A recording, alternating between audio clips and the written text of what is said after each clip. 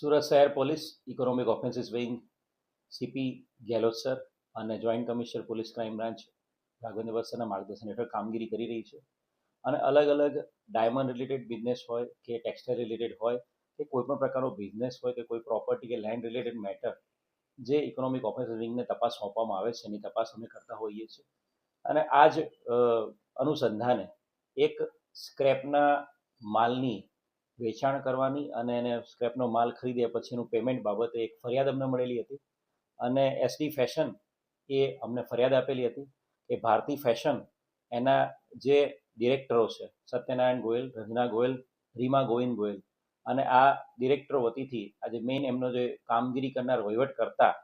જે ગોવિંદ ગોપાલ ગોયલ, આ ચાર લોકોએ ભારતી ફેશનના નામે એમણે અલગ અલગ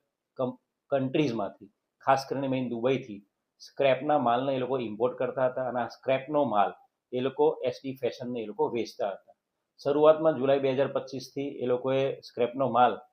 એ લોકો ઇમ્પોર્ટ કરીને લાવતા હતા દુબઈથી અને ત્યારબાદ એસડી ફેશન એ લોકો વેચતા હતા માલ અને એસડી ફેશન આગળ એ બીજા લોકોને માલ વેચી મારતા હતા અને એક વખત વિશ્વાસ કેળવી લીધા પછી ટોટલ અલગ અલગ જે બિલ્સ છે સેલ્સના કોન્ટ્રાક્ટ એવા 4,90,00,000ના સેલ્સ કોન્ટ્રાક્ટ આ ભારતી ફેશનના ડિરેક્ટર્સ અને ભારતી ફેશનના વહીવટ કરતા ગોવિંદ ગોપાલ ચાર લોકોએ કરીને આ જે માલ છે દુબઈથી ઇમ્પોર્ટ કરવાનો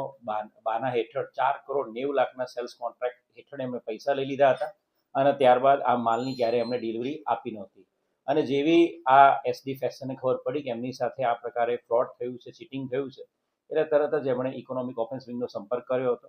અને બનાવની ગંભીરતાને ધ્યાને રાખીને આ ચાર આરોપી વિરુદ્ધમાં કલમ 316(5) ભારતીય ન્યાય સંહિતાની કલમ 316(5) અને 61 મુજબ ગુનો દાખલ કરવામાં આવ્યો છે અને ટેકનિકલ વર્કઆઉટ અને હ્યુમન ઇન્ટેલિજન્સ વર્કઆઉટના આધારે ચાર આરોપીની ધરપકડ કરવામાં આવી છે. આ ચાર જે આરોપી છે સત્યનારાયણ ગોયલ, રીમા ગોયલ, રંજના ગોયલ અને મુખ્ય ગોવિંદ ગોયલ, આ ચારેની ધરપકડ કરીને આજે એમને સમય મર્યાદામાં કોર્ટમાં પ્રોડ્યુસ કરવામાં આવશે.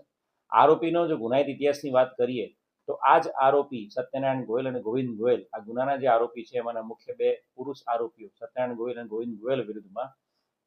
ગાંધીધામ ડિસ્ટ્રિક્ટ જે છે એના એ ડિવિઝન પોલીસ સ્ટેશનમાં પણ 406, 420 મુજબનો ગુનો 2021માં દાખલ થયેલો છે અને એ વખતે પણ દુબઈની કોઈ પાર્ટી હતી જેની સાથે બિલિંગ અને એના ડોક્યુમેન્ટ્સ બાબતે છેતરપિંડીનો ગુનો દાખલ થયેલો છે અને જે કેસમાં